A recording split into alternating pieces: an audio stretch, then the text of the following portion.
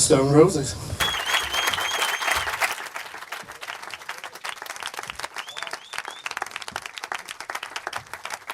Thank you for that. Good afternoon. Thanks for that. Nice one. So we've just come here to deny that we're reforming, that's all. See ya. I thought I would actually greedily ask the first question, which is there's been a lot of... Don't be greedy. There's been a lot of speculation over the last few days about live dates, etc. I wondered if you could tell us what your plans are. Our plans to shake up the world. You know, we're going to go around the world next year. We're going to start off in our hometown, Manchester. And we're going to play two big gigs at Heaton Park. End of June, June 29, June 30th. And then after that, we're going to take it around the world. Okay. If anyone buys a ticket, we're of happy course, about yeah. it anyway. Okay, so just want to open up any questions. John Robb, the first question to you. Mr. Rob, yeah, we do. Yeah. What's it sound like? It's not a trip down memory lane, you know, not at all. No, we are doing new songs, John. You're looking decidedly cyber handsome, Johnny. He's always looked handsome. We're still handsome devils ourselves, don't you think? You're looking good, not as good as me. No, we know that. No one's looking as good as you, Johnny. Next question, in the middle there. Just the belly laughing. I've missed the humour of these guys because it's a rolling comedy act, I swear to God. I've missed the never-ending smoking. Excuse me, can I get another glass You know, of being a water as drummer, well? got to breathe occasionally. So I've missed these guys. They keep you out the bus, in the bus, coughing all the way. We come together and rehearsed lately and went through a few songs, and it's just something magical happens when those four are in a room together, and you can't put your finger on it, and it was just so beautiful to catch back hold of it again. Missed it, you know. I've missed hearing them as players, you know, because I'm the one that can sit there and watch them play all day, and it's lucky for me. And he does too. He doesn't do much. Sorry, one thing I should have said. If I don't recognise your face, please don't be offended. But if you could introduce yourself, that would be great. Colin Patterson there in the front. Colin Patterson, Radio 5 Live. John, 2 years ago you made that artwork saying I've no desire whatsoever to desecrate the grave of seminal Manchester pop group the Stone Roses. What's changed? Well, everything changed when me and Ian started seeing each other again. It was surreal. We went from crying, laughing about the old days to writing songs in a heartbeat. And I think it's, in some ways, it's a friendship that defines us both, and it needed fixing. And 2 phone calls later, the band was no longer dead, so there is no grave. This is a live resurrection that we're inviting you to, so you better be careful. Next question is John Earls. Did you raise your hand a minute ago? Yeah, from the Daily Star. Rennie, we know what the other 3 guys have been up to, but what have you been up to since the Rob? I've just been keeping out of the way of you guys on the whole, and just trying to retire desperately. But failing to retire. Well, I'm a father, so I've had a reasonable time just being a father. And now I'm going to try and juggle it with being a drummer again. I thought I was too old to drum, and I probably am too old to drum. But I've got 8 months to prepare to drum. And these guys are all on smokers' wagons, so it sounds interesting. He's just being bashful, he's still got it. Sorry, next question is Matt Everett in the front there. Hello, Matt Everett, 6 Music, Radio 2 BBC. Didn't recognise you that task, Matt. It's pretty distinguished. Do you like it? Do you like it? It's nice, yeah. Very gentlemanly. You mentioned new material. An album's worth of new material. We'll be putting out a new record. We hope so, but we said that before, didn't we? Is it going to be a press conference in like 12 years to announce the album coming out? Yeah, we don't know that. We don't know really. New music is God knows. We keep writing, and if it's our standards, we'll go. Yeah. We're not here to destroy anything, you know. It's as precious to us as what it is to someone who's followed us for years. So, you know, I've heard people saying, "Oh, you shouldn't do it. You're going to destroy the legacy." You got to understand that we've not played much yet. We've been, you know, circling around each other for a while, and it's just it's like joining a new band with ghostly kind of presences. It's a strange phenomenon, you know. It's like a language that we all used to speak that we've not spoken for a while. It's a strange thing, yeah. It's like some kind of recessive gene suddenly sticking out and coming and taking away your day. That's it. It's all gone. What I used to know as a day life has just disappeared. So, you know, the phones go. Next thing you know, your street goes. Next thing you know, the music that you were thinking of disappears because these guys get involved and everything changes. All right. Next question. How you doing, Ken Sweeney from the Irish Independent? Any plans for a date in Ireland? And any Always memories? got plans for dates in Ireland, yeah. Any memories of failing And then we'll do some 95? shows as well.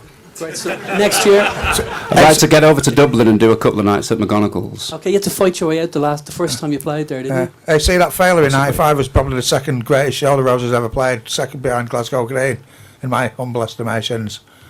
Magical. There were plans to put that out on a live album, or there was some debate about Well, that happening? we put some live tracks out as a free giveaway with something.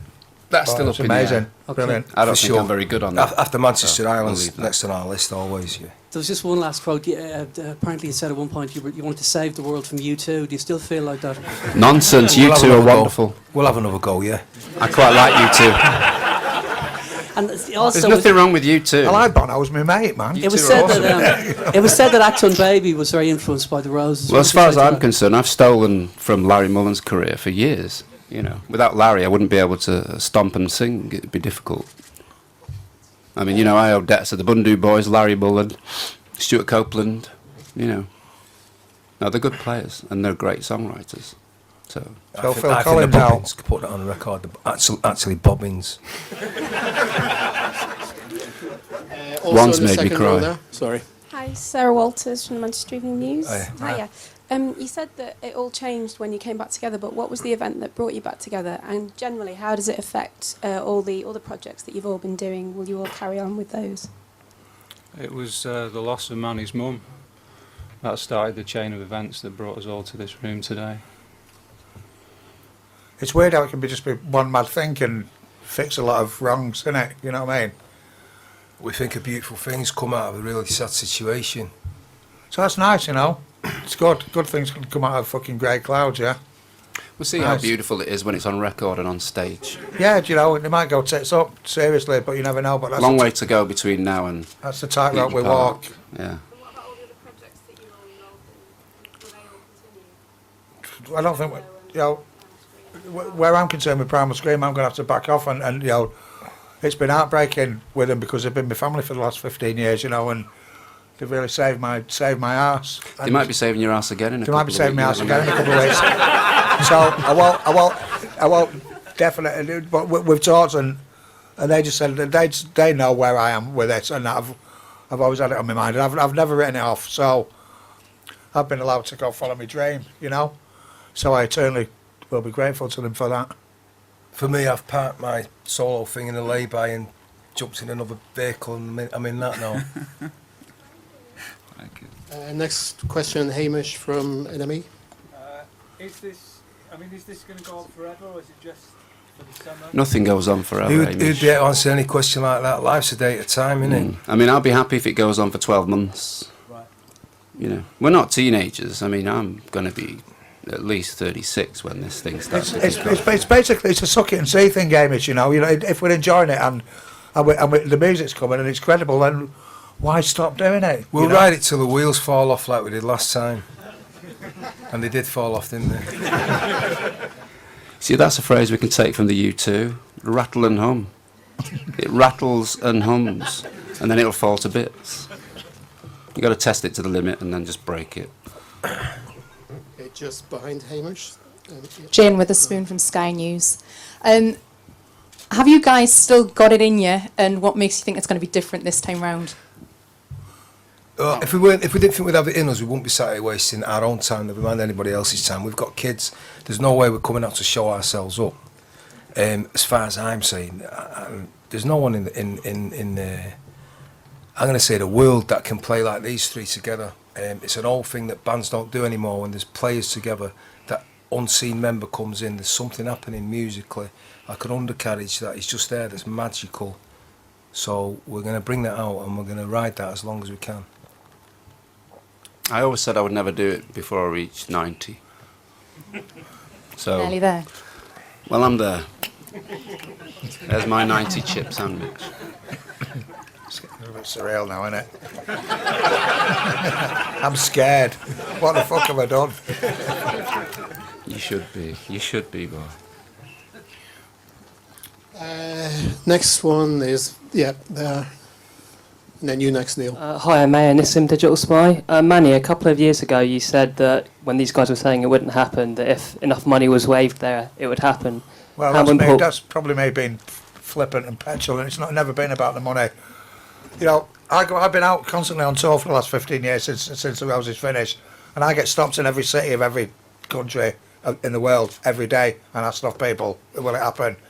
It's been nice to you know, people have probably got dreams that they want to see happen. It'd be nice to satisfy their dreams and get it done. You know what I mean?